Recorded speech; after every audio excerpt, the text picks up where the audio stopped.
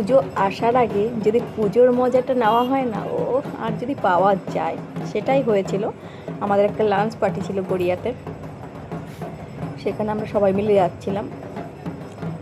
আর সিঙ্গি park আছে, সিঙ্গি পার্কের ওখানে পুজোর উদ্বোধন হচ্ছিল, মানে সরি, যেটা খুঁটি পুজো। মানে এত ভালো লাগছে, আর বাঙালি বলে কথা ভাই, মানে আলাদাই মজা, মানে আলাদাই অনুভূতি একটা পুজো আসার আগে।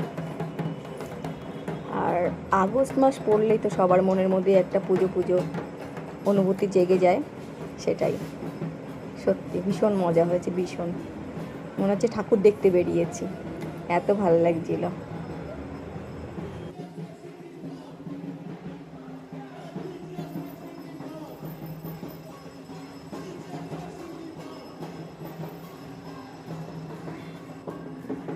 ঠাকুর দেখতে যাচ্ছি তো।